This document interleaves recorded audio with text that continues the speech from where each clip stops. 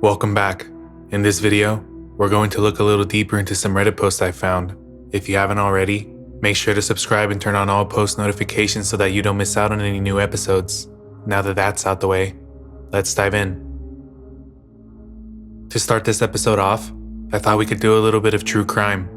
This post was uploaded by a now deleted user on February 23rd of 2021, and it references a cold case that happened in 2015.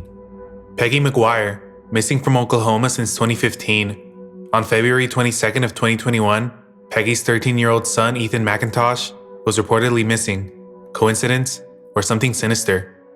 Peggy was 29 years old when she was last seen in Stidham, Oklahoma on November 16th of 2015. She was last seen that day dropping off her son at school. She was supposed to attend her niece's ball game that evening, but never arrived.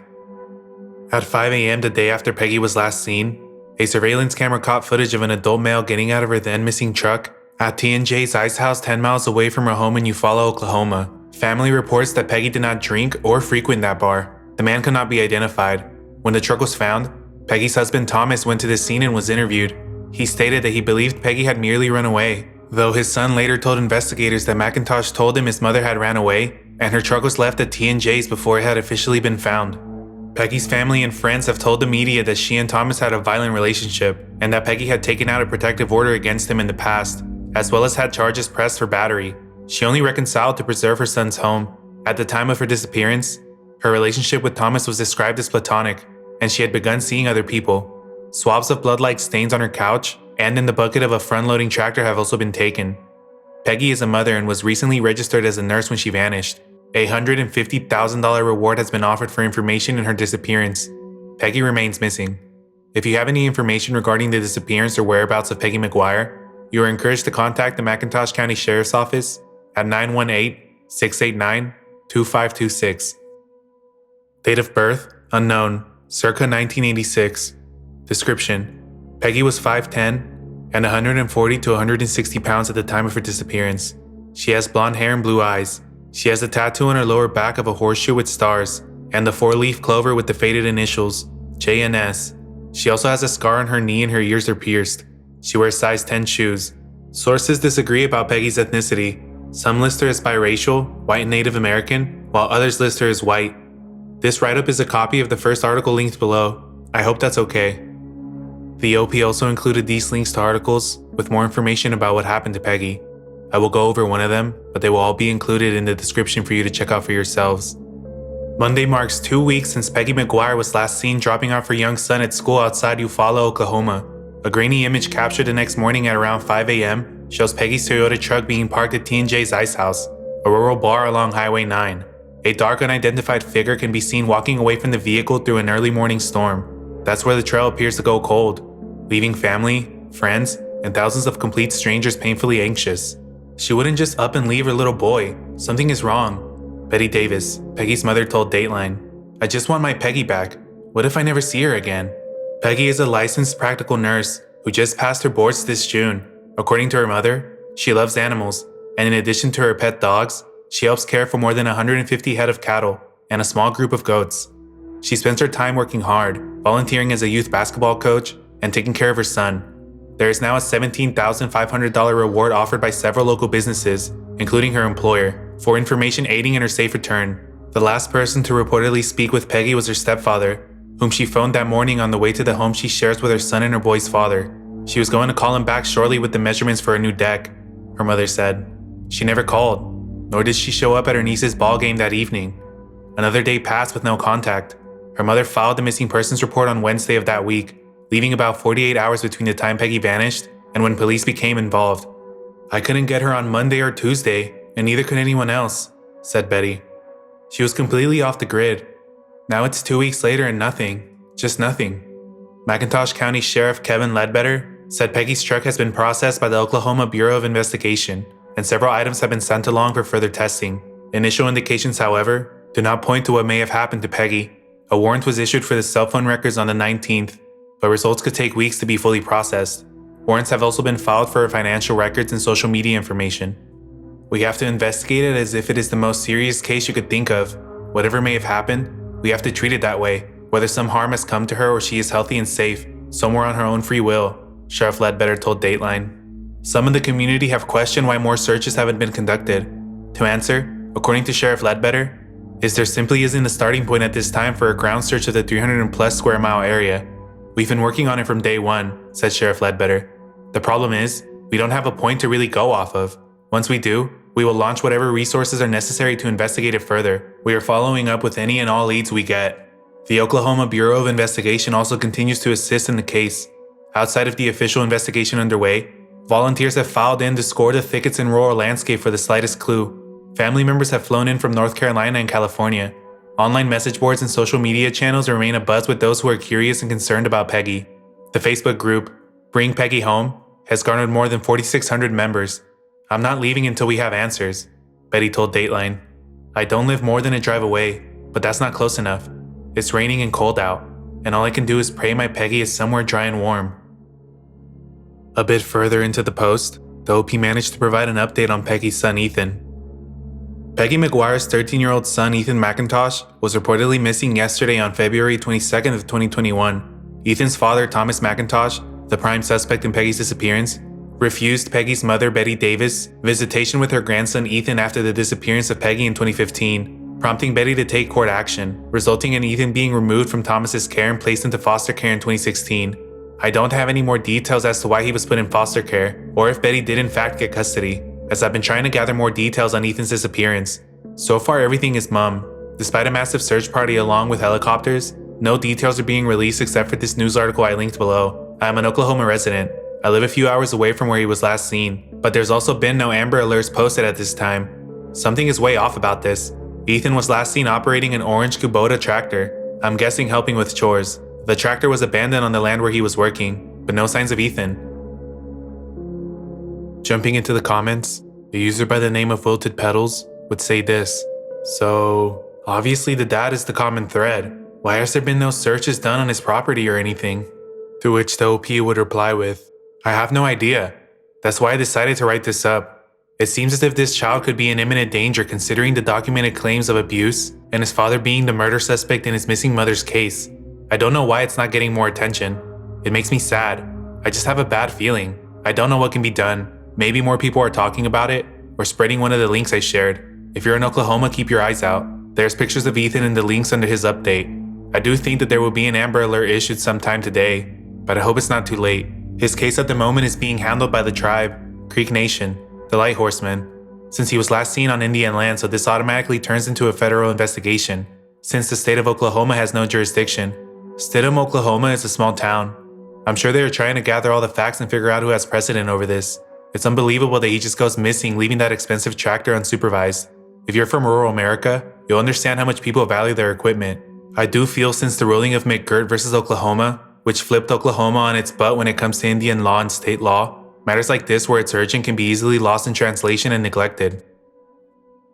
Some of the links that the OP had originally provided were not working anymore, and were also not archived on the Wayback Machine. But fortunately, in the final update of this original post, we managed to get some good news about Ethan.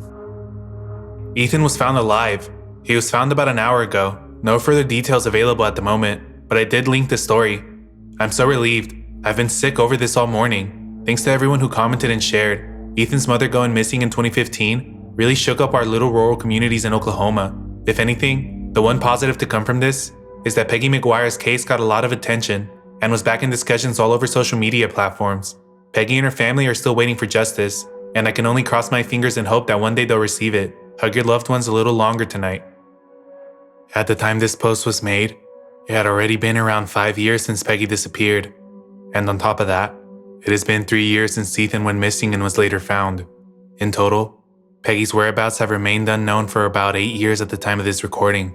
And while researching the case, I actually found this article on the CrimeWire website, written by Jane Hassenplug on September 14th of 2023, coincidentally, the same week that I originally began looking into this.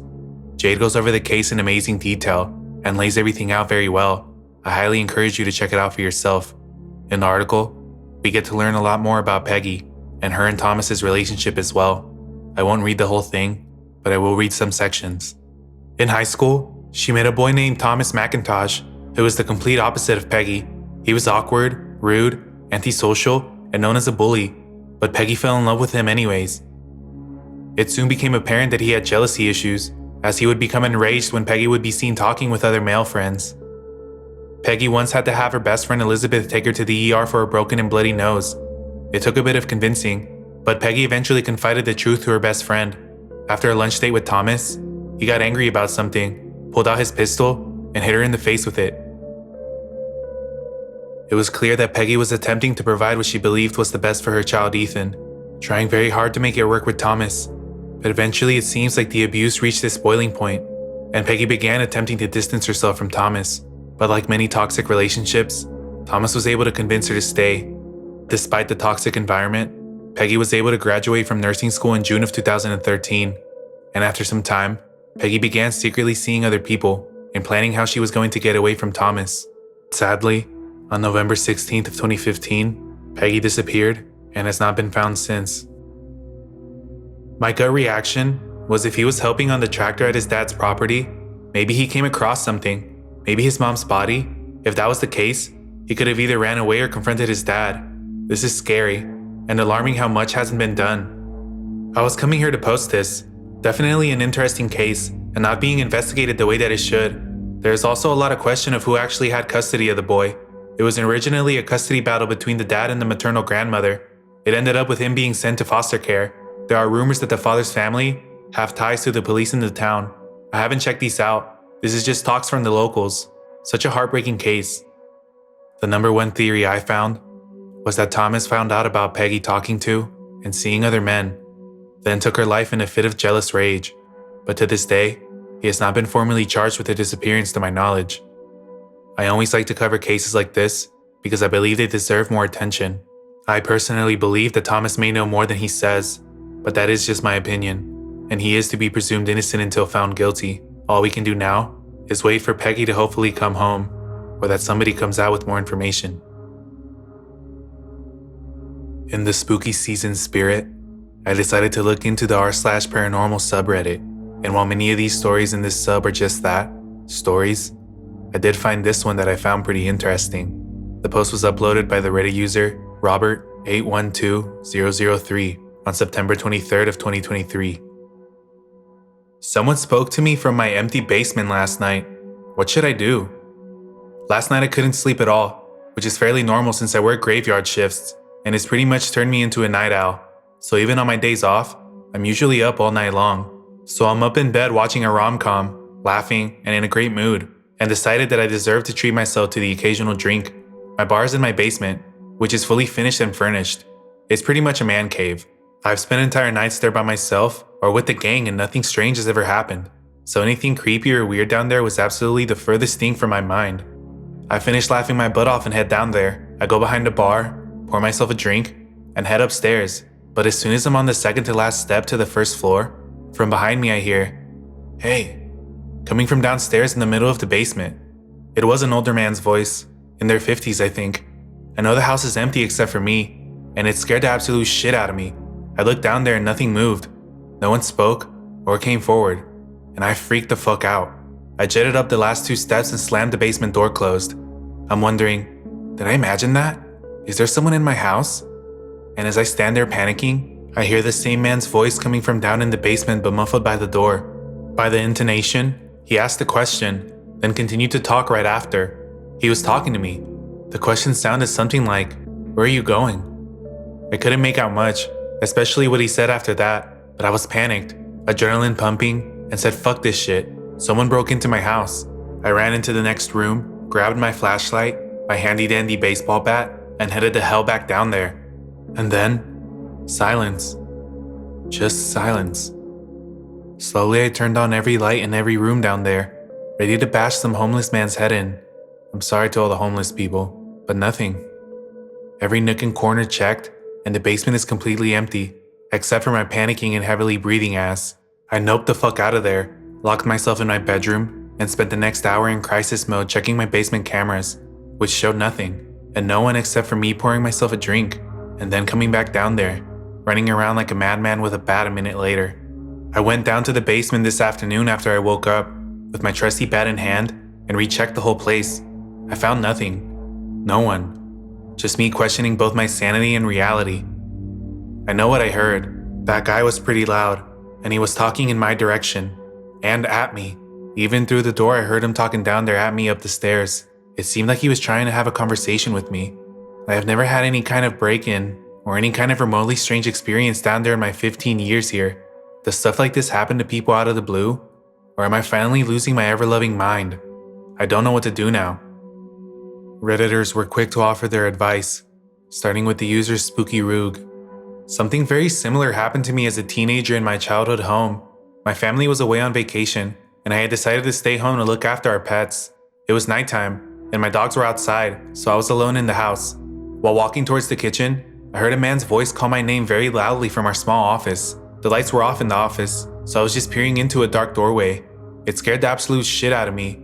I had the same reaction as you. I grabbed my baseball bat from the garage and searched the whole house. I never found anything. All the doors were locked, and my dogs didn't seem concerned when they came back inside. I never heard that voice again. Hopefully it was just a weird one-off occurrence. The adrenaline is real. That shit was scary as fuck.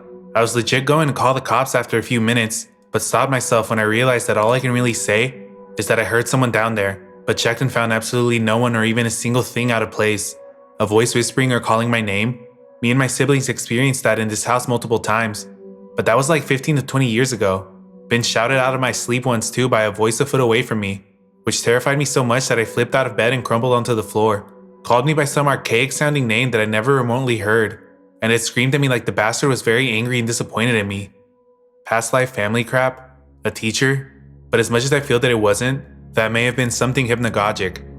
Did you check the ceiling? I live on my own with a cat. Sometimes I swear I hear my mom knocking on the door to wake me up, and it does wake me up, and it scares the shit out of me when I remember she's not staying here. When she is down, I sometimes forget, and it scares the shit out of me when I hear the front door going because her boyfriend is going out for a smoke.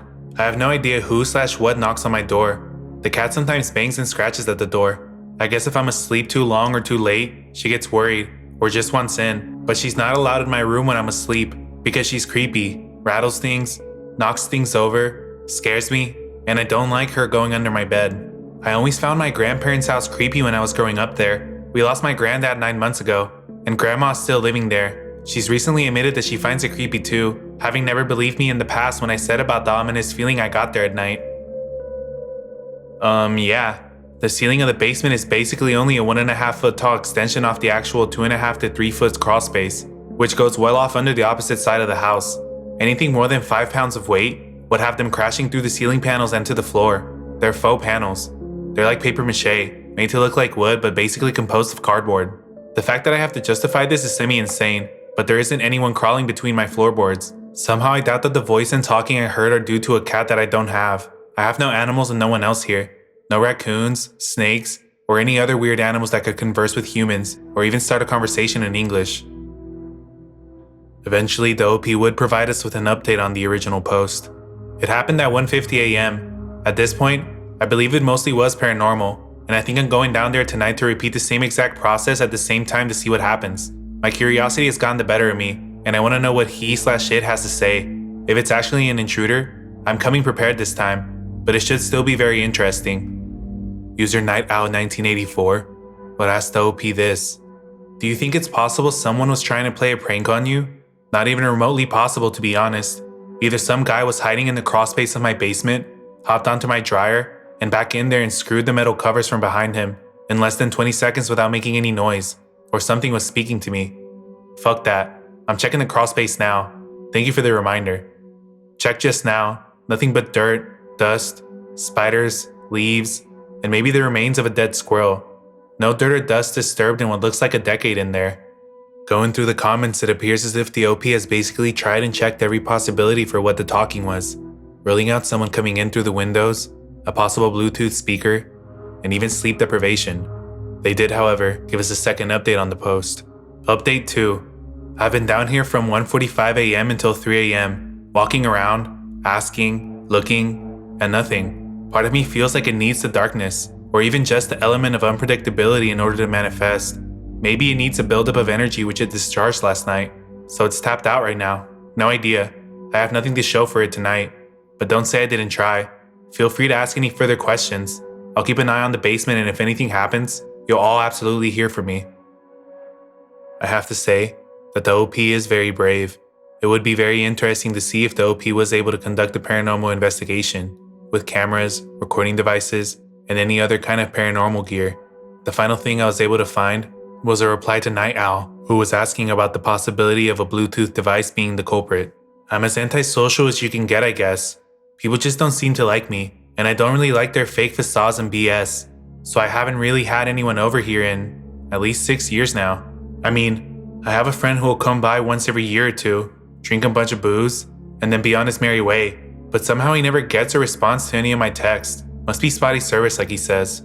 Anyways, yeah, my cameras are on Wi-Fi, and I have a Bluetooth speaker near the TV, but what I heard was not a speaker, nor did it come from anywhere near any camera or the speaker. Center of the room, right where I was looking, direct speech seemingly originating from mid-air. Not some groan or whisper from across the room, but a pretty loud man talking at me right where there was nothing.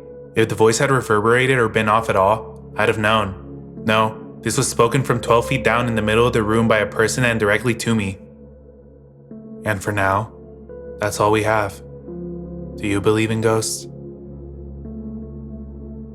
Okay, get ready for the last one. Uploaded on April 5th of 2021, a Reddit user by the name That Might Not Be a Murderer came onto the RBI sub with an extensive 4-part write-up in an attempt to clear their father's name. My dad might not be responsible for a murder-suicide from 2015. Cross-post because I was directed here by r/true crime discussion. Bear with me, as I recount this to my best ability. I have to remain somewhat vague in some details in order to protect my anonymity. However, I will do my best to be as clear as possible about the series of events. Okay. In September of 2015, my dad's girlfriend Sherry started an affair with one of his friends, Billy. Billy and my dad had been friends since high school, and I knew him well. He was nerdy and kind of weird, but he was nice enough. My dad, not surprisingly, was pretty upset about the affair, but he and Sherry were already having relationship issues, and I think he was happy to find a reason to leave her officially. I know he had a few relatively cordial run-ins with Sherry and Billy, as they all lived in the same town, but he had mostly cut them both off entirely. During this time, Sherry moved to a new house only a few streets from my dad. By Thanksgiving of 2015, my dad was roughing it a little. I think he was still kind of bummed out about the affair, but he had recently been in a car accident, resulting in him losing his job due to a back injury, so additionally, he was having some money issues pending a lawsuit settlement he was waiting on.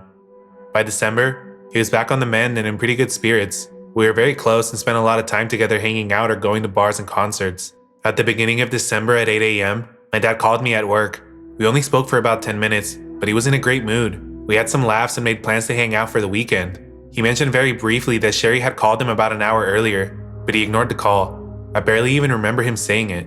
I got home from work that night and my phone rang. It was my family friend calling me to tell me that my dad was dead, but she didn't have any other details. I was totally shocked. I had no idea what was going on, and I was in instant denial, because we just made plans. I had a million things running through my head. Car accident, heart attack, etc. A few moments later, my dad's two brothers and my grandmother knock on my door. It was true, and my dad was dead. However, the biggest shock was that Sherry was also dead. A murder-suicide. I could hardly believe what I was hearing. To add insult to injury, Billy was the one who found their bodies at Sherry's house and was currently being interviewed by police. I took a call from one of the investigators on the scene. He mentioned that it was a cut and dry case. 2 adults deceased, each with a gunshot wound to the head. My dad was still clutching the gun. My dad was a hunter, so I was curious about the murder weapon. To my surprise, it was a small gauge handgun, but it wasn't my dad's. It was Sherry's. Odd, but okay. During this call, and I will never understand why he found these details necessary, but he told me that my dad and Sherry had consensual sex prior to their deaths. He also told me that there was a gap between the deaths, that likely my dad killed Sherry, had instant regret, paced and considered his options, and ultimately decided to unalive himself. As I'm listening to this, I just cannot wrap my mind around any of it, because it was just so out of character for my dad. And Nana, I don't believe my dad could do something like this kind of way, like a real sincere confusion. First off, he wasn't even that depressed about the affair. They had already been split up for 3 months at this point, and he was seemingly pretty happy in the wake of it all. Secondly, as I mentioned before, Sherry was living in a new house. My dad didn't know this house at all, so why would he have ended up with her gun in her house? He had his own guns. Thirdly, I knew that she had called him that morning, and he ignored her call. It doesn't feel like someone desperate to kill another person would pass up an opportunity for an interaction with that person. None of it made sense, but I had to come to terms with the information I was given and trust the police department knew what they were doing. Not to mention, I had a funeral to plan and some deep grieving to do. A few days later, I made the trip over to my dad's house to collect his belongings and settle his affairs. His house was shockingly fully on, like lights on, TV on, cat not fed, morning coffee and weed still on the coffee table, back door unlocked, etc. It was like he raced out of the door really quick with full intentions of being right back. This was not the home of someone who left with the intention of never returning. I know mental illness can and will do strange things to people, but if nothing else, he would have never let this cat go hungry. Yet another red flag in my mind, but I continued forth. Eventually, I was given some of his belongings from the scene of the crime by the police, and my boyfriend decided to go through his phone to see if there were any signs of what might have occurred. We found that after I spoke with him, he did end up answering a call from Sherry, which was around 11 seconds long, but we also found a slew of really weird text messages. None of the texts appeared to have been from my dad, because 1, he had terrible grammar, and 2, he didn't even know how to text. I've never received a text from my dad in my entire life. He had a flip phone with a T9 in 2015. So many people reached out to me saying this doesn't feel right, and I agreed. I didn't feel like any of it felt right, but I had nothing of any real substance, other than gut instinct to guide me, which is not enough when dealing with the police or investigators. At one point, I literally had to ask people to just stop telling me that they thought this is somehow a setup, because I couldn't do anything about it, and I was starting to lose sleep over it. I was scared to death of turning into one of those people who obsess over something out of sheer denial. No one is going to take my plight seriously, and I already knew that I would be overlooked and disregarded. So for the last 5 years, I have done nothing but stress and silence. Until now. This past Friday, I took a call from someone very close to my dad's friend group urging me to push harder into reopening my dad's case. Recently, it has come to light that Billy is apparently a master con artist and a fraud. I guess Sherry is one of 3 girlfriends that Billy has found dead since 2010. This is where I need your help, Reddit. Here's the information I was given. At some point prior to my dad and Sherry's death, Billy was dating a woman who had recently come into money. Shortly after, this woman was found dead at the bottom of her stairs. Around the time Billy started his affair with Sherry, she had recently inherited between $500 and $800K from her father passing away. Billy's current girlfriend has had organ failure since last year. She recently inherited a large sum of money, and Billy found her dead last Tuesday. Now I know she was already sick, but the rumor is that she pleaded for medical help for days, and I guess he just basically let her suffer. I also found out that Billy took photos of my dad and Sherry's body before he bothered to call the police. He later showed those photos to his young daughter. He has also told the story of how he found their bodies numerous times to the same person, yet the story has been told in 3 different ways. Did he take the photos as some sick trophy, or did he take the photos to be able to maintain his narrative? Upon learning this information, I kept thinking, but why would he have to kill my dad in order to steal Sherry's money? And then it finally dawned on me today that it was so my dad could be the scapegoat. He had to use my dad to portray a crime of passion scene so he could pretend to be a victim in the whole thing. Even though he was interviewed by police, it was just an interview, not an interrogation. The investigators said it was a cut and dry scene. They would have had no motive to interrogate him because as far as they could tell, the murderer was already dead. However, I do know there was about an hour in his timeline that day that was unaccounted for. Billy has a very high IQ. I don't think he would have ever been strong enough to fight my dad in hand-to-hand combat, but I very much believe he could easily have outsmarted him. My current conspiracy theory is that Billy went to Sherry's house that morning before work, had consensual sex with her, killed her, then used her phone to call my dad, which was the 7 a.m. call. My dad didn't answer the call, and Billy went to work to maintain his story. I think Billy then used his lunch break, the unaccounted for hour, and also the almost identical time to my dad's death, to go back to Sherry's house where he used her phone to call my dad again. This is the 11-second call that my dad did answer, that caused him to race over to Sherry's house, leaving his house in the state I found it in 2 days later. I think he tricked my dad into coming to Sherry's where he would have been caught off guard, and out of his element for an attack. I also think this could be where the gap in their deaths could be. I think Billy went back to work for the rest of the day, and then found my dad and Sherry, where he took the photos and then called the police. Here's my problem. I have no idea what to do. I don't know how to reopen a closed case. I don't have any direction on who to speak with. I have tried the police department who handled my dad's case, the local FBI, and the state attorney general, and no one can tell me who can help me with this. Do I need a private investigator? Do I need an attorney? Is this worth looking into at all? I would love to clear my dad's name and take this terrible weight off my family's shoulders once and for all. I am also fully prepared to accept that I could be wrong, but now I have to know. Any help is greatly appreciated. Edit. Some people have asked how Billy would have been able to financially gain from any of these women considering he wasn't married to any of them. I don't know any intimate details of the woman who was found at the bottom of the stairs, other than she had recently come into money and that he was the one who found her. I don't know her name or how he would have benefited from her monetarily, dead or alive. However, even though there is no current confirmation of whether he did or he didn't gain from her, she is still one of 3 women he has found dead. In regards to Sherry, she was never married and never had children, so there is no one to account for her finances other than her. She was also a little flighty, and I can see him being able to easily manipulate her or just flat out steal from her openly without her noticing right away. In regards to the most recent dead girlfriend, there is actual proof that he stole at least $10,000 from her leading up to her death. A user by the name Opening Thought 5736 would comment this: "Your best bet here may be piggybacking on the current situation with the newly dead woman where $10,000 is missing. If I was a grieving or angry relative of the woman who died with organ failure, who pleaded for help with $10,000 missing, and you somehow made contact with me saying, 'I'm sorry to bother you, but there's something fishy about this man and I want to tell you more,' you better bet your ass on your bottom dollar I would track you down immediately to find out everything you can tell me. Ditto likewise if I'm an investigator and there is any kind of actual investigation whatsoever going on into Billy now, finally in this new situation. I'm an investigator and you contact me saying you know something about this man and his history with women that you think may be relevant to a case and you want to be helpful. Focus on helpful. Fuck yes, I'm calling you. Piggyback onto the current case. Use it to get law enforcement and investigators to listen to the information about your situation and for it to be reactivated, or at least significantly looked into based on that. Law enforcement and investigators, listen to other law enforcement and investigators. If someone from jurisdiction XYZ, where the poor organ failure lady died, calls up to the law enforcement in your area and says, 'Hey, I need to ask you some questions. Let's look into this,' they'll listen. I'm not saying that will be an open sesame to magically get all your painful questions finally answered and resolved. Only that it might be your best bet at this point in shoehorning your way back into your dad's closed case. The opportunity just fell right in your lap, and someone notified you of it because this is what they want you to do. Do it." You're exactly right. They are exactly right. You can probably FOIA any other document relating to his past relationships also. Getting the relevant evidence, circumstances, timeframes, causes of death, etc. will only help building the information case against the evidence they have about your dad. Wishing you utterly the best in this tragic nonsense.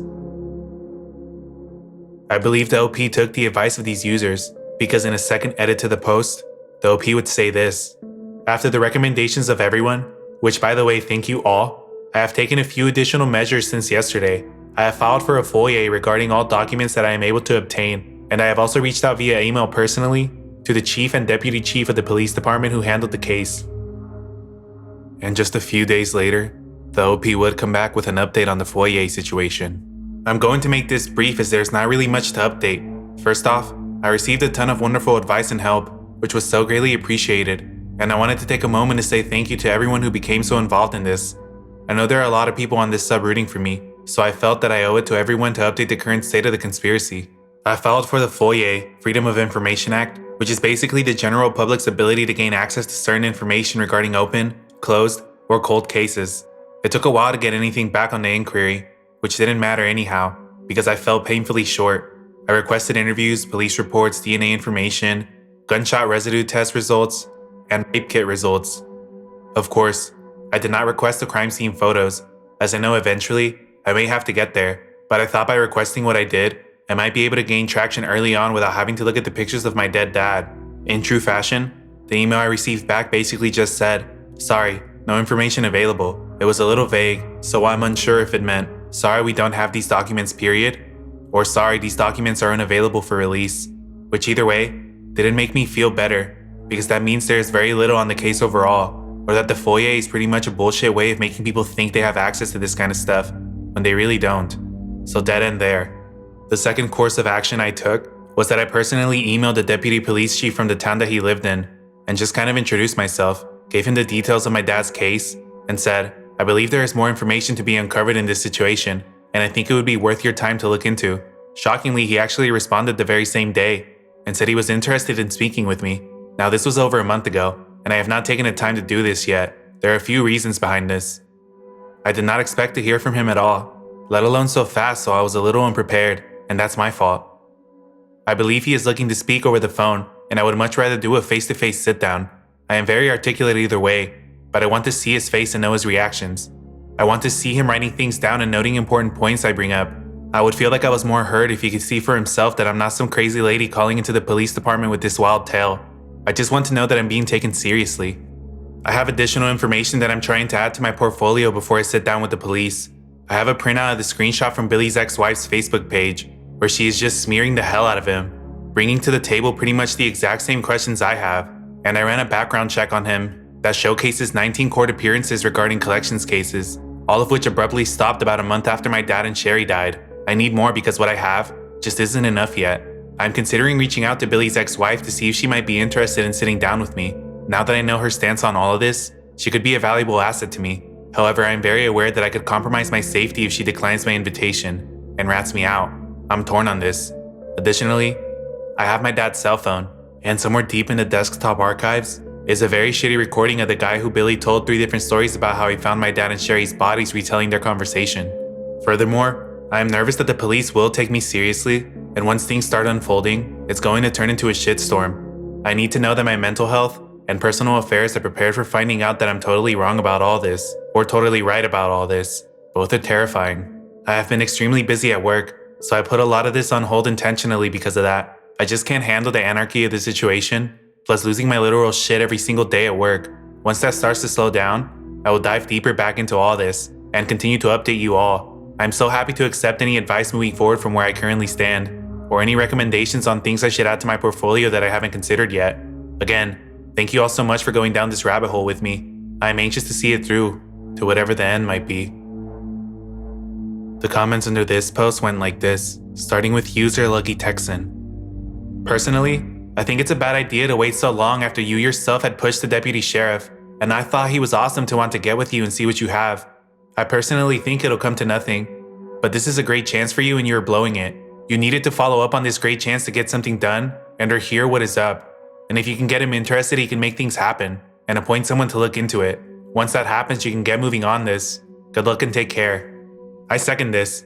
I totally get where the OP is coming from, because I am one of those people who tend to avoid dealing with very important things that have to be taken care of, that I know I have to take care of, and if I don't, it's going to hurt me in a way in the end.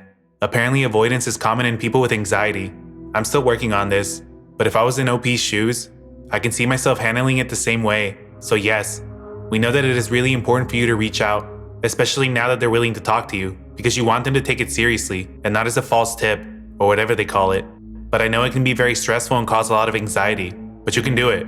Like someone suggested, see if you can have a close friend/relative to rely on when/if things get very difficult, or a good support system. We're rooting for you. For almost a whole year, we didn't get any updates from the OP until March 31st of 2022. Wow, hello everyone. So I know this has been a whirlwind of ups and downs for everyone who has been invested in my story. As always, thank you so much to those who have supported me, offered advice, offered assistance, etc. I'm astounded at the positive feedback I have received since I started this last year. Also, apologies for the gaps in updates and sometimes the lack of information I have when I actually manage to update. I do my best to stay on top of translating what I know over here, but as you can assume, I'm just one 33-year-old woman doing this, mostly on my own. So not only can it become daunting to constantly revisit, but also, so much changes throughout the process that I can't possibly keep every single aspect straight. This is not a situation-changing update or anything. I mainly just wanted to let everyone know that I'm still here, I'm still grinding, and I'm still doing everything in my power to get to the bottom of this. A few things. I'm working with an investigative journalist. She reached out back in December to assist me with some additional information that we could look into. And unfortunately, between my old job, starting a new job, the holidays and some other personal issues, I was not able to get back with her until the beginning of this month. Thankfully though, she has not lost sight of our goal, and I would be completely lost without her guidance and connections. We have recently started making more headway towards a few unanswered questions, but as these things do, it takes time. She has involved a FOIA expert that is helping to get us going in the right direction. She also involved a retired PI who has taken special interest in my case for fun, so that is really nice. The main issue on the table is still gathering that FOIA information.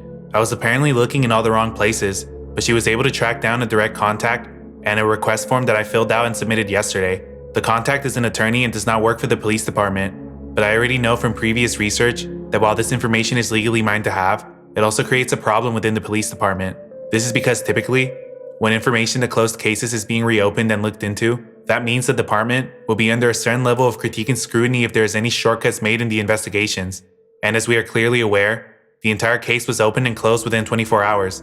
So I'm certain someone somewhere along the lines is going to try and intervene in my search to get this. I requested any police reports, interview information, toxicology reports, and hit analysis results. The last request I submitted was immediately met with, "There is no information regarding this case," which was startling.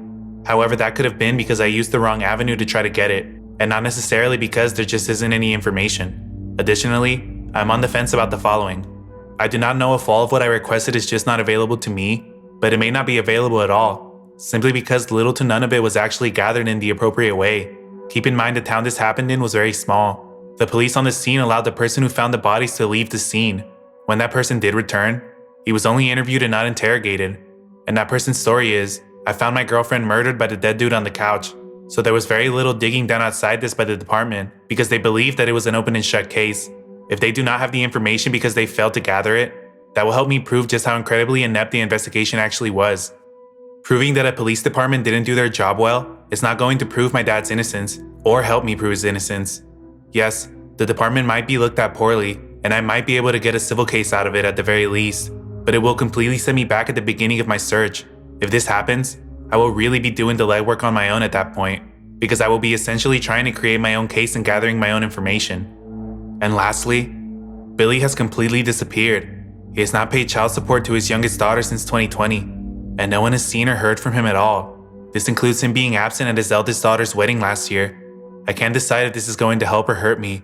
In a way, I feel like it just further proves his guilt and shame, but I also feel like he is gone for good. I'm up shit's creek. If I have no bad guy to point a finger at, and no police department records to use against him, I have nothing at all. I will update as soon as I receive additional information. Right now, I can go nowhere without the details from the police report, so until I get that, or know exactly what they are willing to give me, I'm kind of at a stalemate. Personally, I think that Billy's disappearance could have something to do with the OP's investigation. Seeing as how the OP has been contacting people who knew Billy and her father, it is possible that Billy caught wind of this and decided to flee before any investigation could be reopened up. But this, of course, is just speculation on my end. The OP would add 2 edits to the post later on regarding the FOIA request for the case. Edit. Almost as soon as I posted this update, I received an email from the attorney regarding the FOIA. He wants to schedule a call with me this afternoon. I have reached out to the private investigator to see what I should be prepared to discuss. I did find out upon researching him that he is the attorney from the town that this happened in, so I'm not sure how this will help or hurt me. I'm concerned that his best interest will be protecting the police department that he looks over, but I am hopeful that maybe he will be more interested in getting the right answers, and not further protecting those who have complicated this for me. I will be going straight to my mom's before the call, because I would like to record it in case he gives me bullshit. I will report back. Edit 2. Hey y'all, so the call went pretty well. He is young and seems very intrigued by this entire tale. He made mention that this was nowhere at all on his radar, and wanted to know as much as I could jam in our 20-minute call. Unfortunately, he has asked me to meet with the deputy chief next week. Conveniently, this is the same man who was the lead detective on my dad's case 6.5 years ago, and the second or third time he has been brought into my line of fire and did absolutely nothing to assist me. I did not make the attorney aware of this, and for the sake of the conversation, I agreed to meet with him. I also recorded the conversation to add to my portfolio. I did want to share the follow-up email that I sent to him this morning to help me better explain a few of my points. This is the email that the OP sent to the attorney. I wanted to take a moment to thank you for your time yesterday and to further clarify some important topics that were either not brought up or were overshadowed during our conversation. Normally, I am a very composed and articulate person, but hopefully you can understand that given these circumstances, the repeated instances that are regularly revealing themselves, and my personal attachment to the case, it starts to go off the rails once I get a little momentum. I understand that this is a complex situation, and I wanted to make a few things more clear than I was able to yesterday. First off, I am not out to conquer a police department. I am not trying to point fingers at weak investigative work, and I am not after money or popularity. I am here to seek nothing other than truth and legitimacy. The label placed on my father has been the scarlet letter of my family for the last 6.5 years, and if this just is what it is, I am not afraid of that. The anguish and emotional toll that has plagued me since that day has already done its job of breaking and remaking me. It is pertinent that you understand who I am at my core level, which is someone who has endured both the worst trauma you could possibly fathom at only 26 years old, and at the same time, managed to cremate my father, plan a funeral, wipe out an entire home, tie up all financial responsibilities tethered to him, and return to work 5 days later. I am not irrational, unreasonable, unhinged, or uneducated. I do not come from a traditionally broken home, and I have always had a good head on my shoulders. Again, this is more than living in denial. This is more than saying my dad would never do something like this because he is my dad. The fact that outsiders likely see me as a weak-minded little girl, still in the throes of grief, is not lost to me. I understand what I look like to literally every person not directly involved in this situation. I am more than asking for help here. I am pleading. As I stated yesterday, I am fully prepared to be wrong if I am. Nothing changes for me personally. But if I am right, it becomes less about clearing my father's name and my conscience, and more about preventing further chaos. It becomes more about stopping someone who is a potential serial killer from walking amongst the people who live in the very city that you represent and defend. It goes from being just a shocking story to a surface reality. If nothing else, it stops someone from continuously flying under the radar and forces him to be finally held accountable for the repeated turmoil he has been linked to and personally created over the last 10 years. There are countless people who have come forward with concerns, ranging from the various ways he's echoed this story to hearing him blatantly admit to being involved. I just want the truth no matter what form it comes in, and whatever cost I must pay to get it. I have already followed and resolved more breadcrumbs on my own than law enforcement has ever afforded me, and I won't let up until someone answers for this, or it kills me, whichever comes first. Let me put it to you this way. We have two men in question here. One is labeled the murderer, and one is labeled the victim. The murderer has an ex-wife who's rallied behind his innocence since the beginning, 2 children he loved and adored, and an army of supporters that he's left in his wake. The victim has an ex-wife who has repeatedly tried to prove his guilt, 2 children that he's abandoned, 0 supporters, and 3 dead girlfriends that he's left in his wake. Feels like a pretty easy judgment call to me. I look forward to hearing from the deputy chief by next week sometime. If I do not, I will follow up with you on Thursday. Thanks and have a great weekend.